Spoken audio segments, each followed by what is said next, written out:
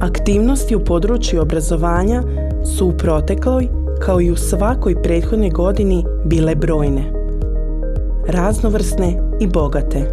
Odbor za obrazovanje i kadar u nastavi i programima na hrvatskom jeziku okupljao se na okruglim stolovima i sastancima, a održani su i aktivi odgojitelja, učitelja, nastavnika i ravnatelja.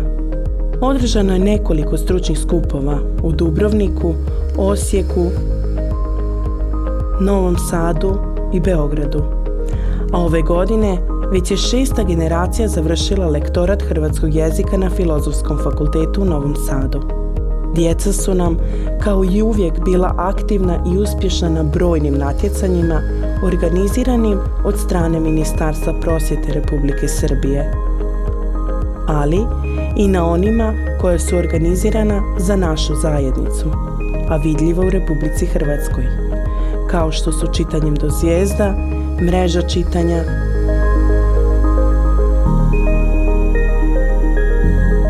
ali i Pokrajinska smotra recitatora.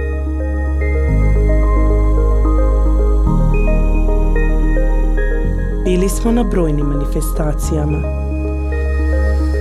svečanom prijemu prvaka,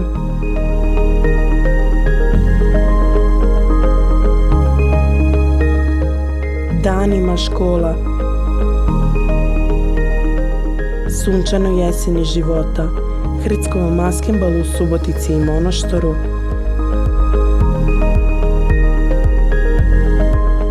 danima hrvatske knjige i riječi, obilježavanju Svetog Nikole u vrtićima i školama, sajmu budućnosti, a kao i svake godine uručene su nagrade najboljim učenicima u nastavi na hrvatskom jeziku. Ono što djeca najviše vole bile su svakako izvannastavne aktivnosti.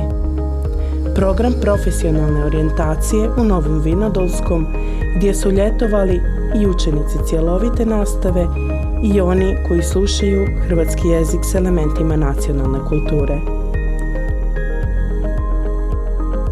Učenici srednjih škola su bili na Interliberu.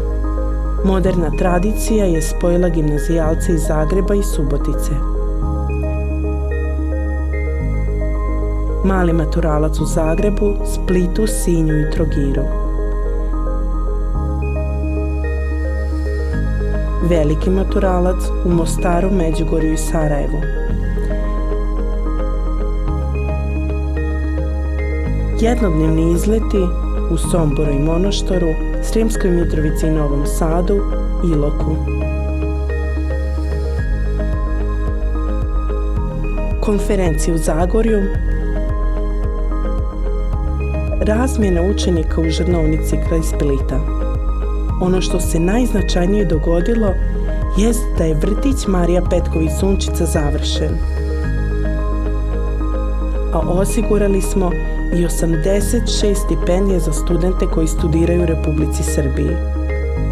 Sve u svemu, jedna izuzetno uspješna godina je iza nas.